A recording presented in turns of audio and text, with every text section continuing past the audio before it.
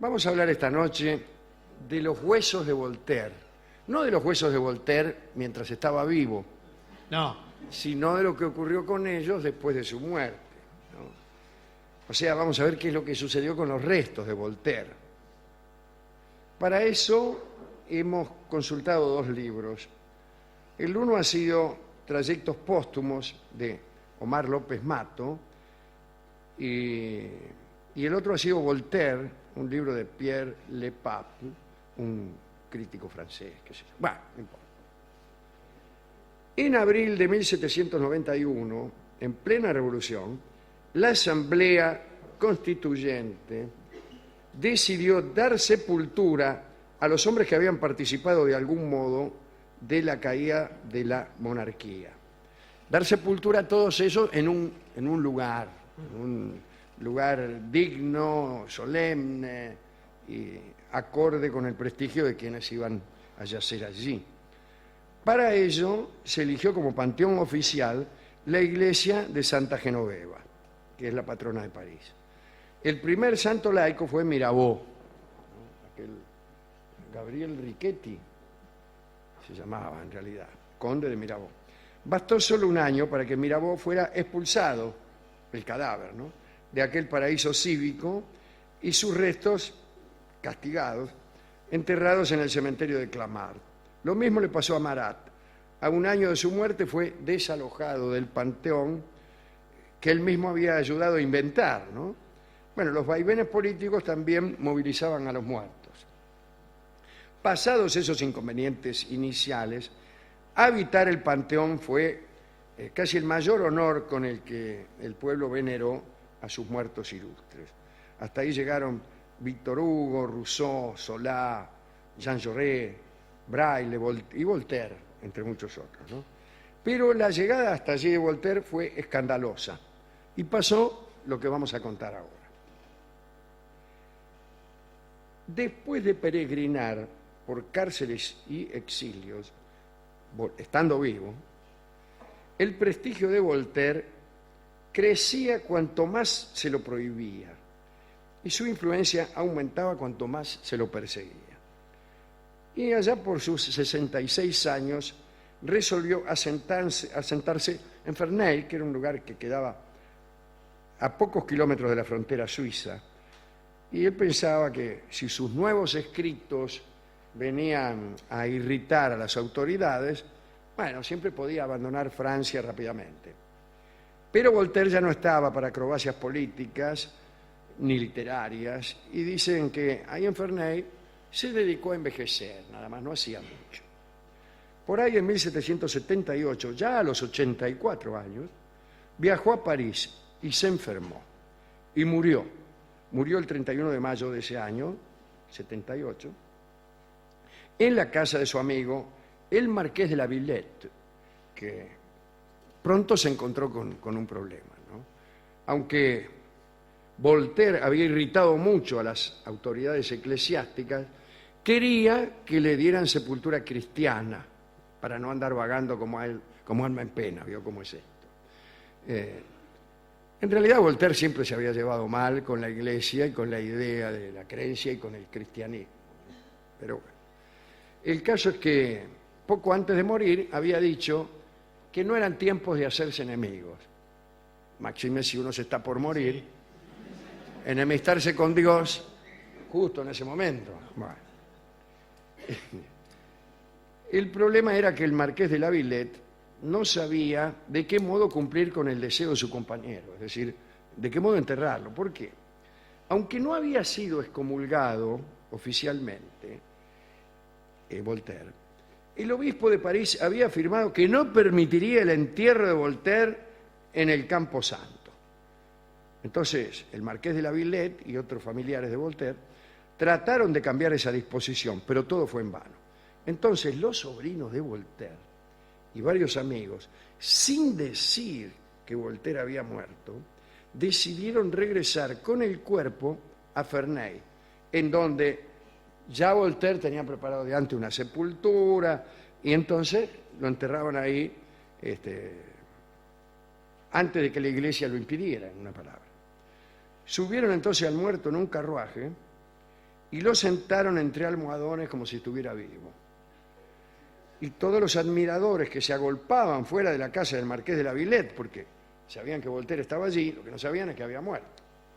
Y pensaron que Voltaire regresaba a su hogar. Habrán pensado también que estaba algo desmejorado. Y la verdad es que Voltaire no partía entero. El boticario, el señor Mitobard, expresó su deseo de atesorar el cerebro del gran pensador. Y no hubo oposición por parte de los sobrinos, que estaban preocupados por poder enterrar algo de su tío. Entonces, para no ser menos, el marqués de la Villette reclamó para él el corazón de Voltaire. Tampoco hubo oposición. Entonces, antes de meterlo en el coche, o el día antes, qué sé yo, le piantaron el cerebro y el corazón a Voltaire. O sea que en el coche ya iba sin cerebro y sin corazón. Finalmente tuvieron que cambiar el recorrido y no fueron a Ferney, sino a Celliers, donde un amigo de ellos, un abad amigo, un tal Mignot, tenía jurisdicción. Allí Voltaire fue sepultado secretamente y por la noche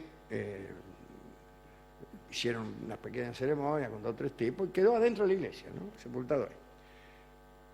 Bueno, ya habían rezado 6 misas, por lo menos, por su alma, cuando llegó de París la orden de prohibir el entierro. Y vino un mensajero diciendo, bueno, prohibido enterrarlo. No, y salió un sobrino y mintió. Le dijo al mensajero que era demasiado tarde porque Voltaire había sido enterrado bajo cal. Dice, ya lo enterramos, estaba bajo cal, chao.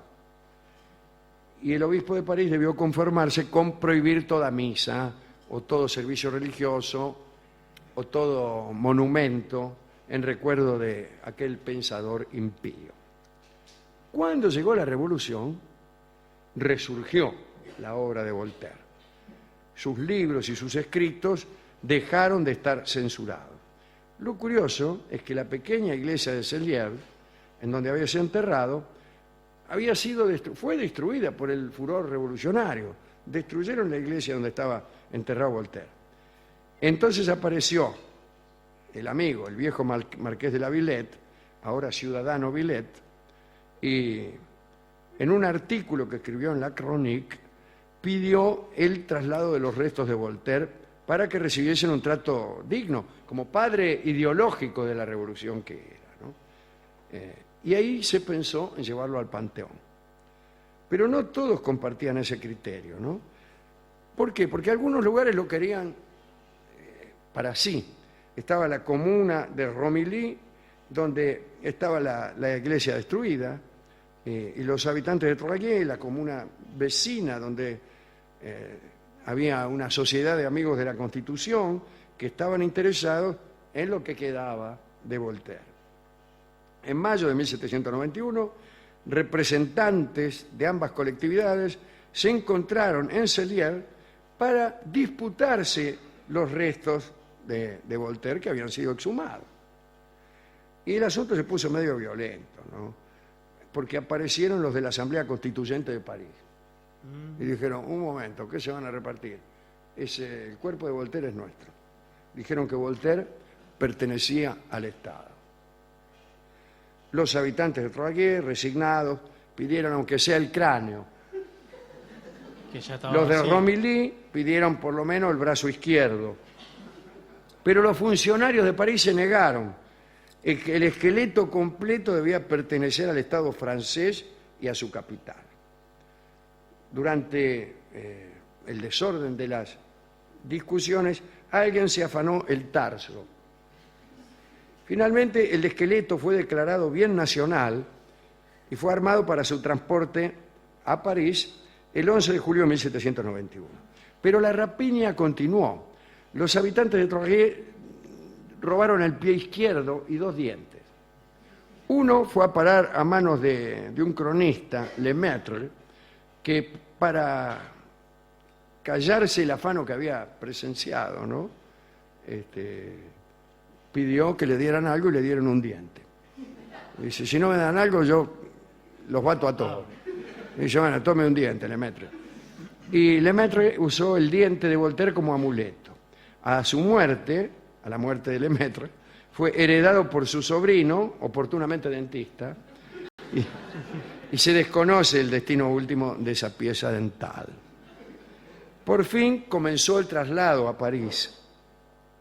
La noche previa a su viaje definitivo al Panteón, el cuerpo de Voltaire descansó en lo que quedaba de la Bastilla, donde alguna vez había estado prisionero y en donde cambió su nombre. Ya se sabe que se llamaba Jean-Marie Arouet y se puso Voltaire. Voltaire es uno de los muchos seudónimos que usó. Pero bueno, ya después en el Panteón lo pusieron a Voltaire cerca de Rousseau y de Descartes. Sobre el cerebro de Voltaire, que habíamos quedado en que había sido apropiado por el boticario, bueno, poco se puede decir. El boticario se lo dejó a su hijo, que en varias oportunidades intentó donarlo al gobierno, pero nunca le dieron bolilla. El cerebro finalmente fue heredado por un empleado del boticario, un tal Lavoz. Al morir, cuando murió Lavoz, sus bienes fueron rematados y no encontraron el cerebro. Y a estas alturas, hace ya desde 1875 que nadie sabe nada del cerebro de Voltaire.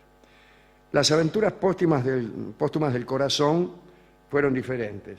El marqués de la Villette, que es el que se lo había quedado, compró la propiedad de Voltaire en Ferney y la convirtió en un centro de adoración de su amigo.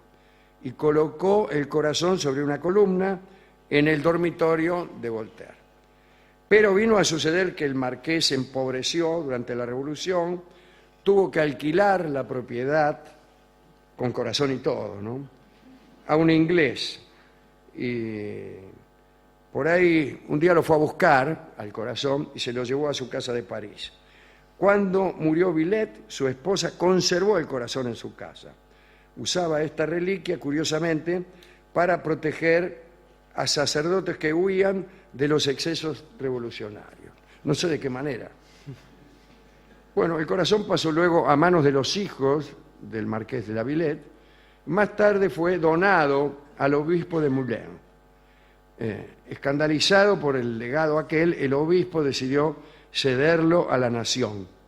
En 1864 gobernaba Napoleón III, que consideró que lo más correcto sería retornar el corazón a su lugar original, o sea, el pecho de Voltaire. Cuando fueron a reubicar el corazón en la tumba del escritor, descubrieron consternados que sus huesos no estaban allí, ni en ninguna otra parte, en el panteón. Lo buscaron por todo el panteón, no estaba. También faltaba el cuerpo de Rousseau.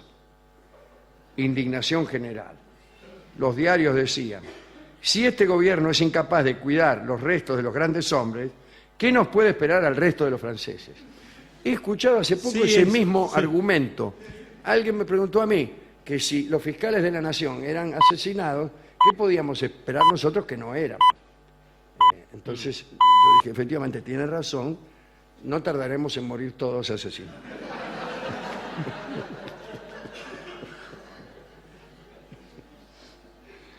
El caso es que investigaron y descubrieron lo que había sucedido. ¿Qué es esto? Cuando cayó Napoleón Bonaparte en 1815, hubo una restauración monárquica. Un grupo de fanáticos monárquicos decidió limpiar el panteón de todos los impíos. Y así los huesos de Voltaire y de Rousseau fueron reducidos y quemados con cal viva. Y nadie sabe dónde se arrojaron las cenizas. Esto fue lo que pasó. Napoleón III, que solo había podido guardar el corazón, lo instaló en la Biblioteca Nacional. Pero estuvo extraviado entre cajas y biblioratos. Recién, en 1924, lo depositaron al pie de la estatua de Voltaire y de allí no volvió a moverse. Es la historia de los huesitos de Voltaire. Pobre Voltaire. Me parece una historia extraordinaria, ¿no? Muy linda historia. Fuimos a la discoteca y le pedimos ¿Algo sobre Voltaire? No algo hay. sobre Voltaire, y sí hay, ¿Qué tiene? porque me dijo, ahí está, me dijo el discotecario, mirando así como mira usted a los que comen pizza Sí. frente a sus ojos. Me dijo, ahí quedó el corazón de Voltaire, anclado en París.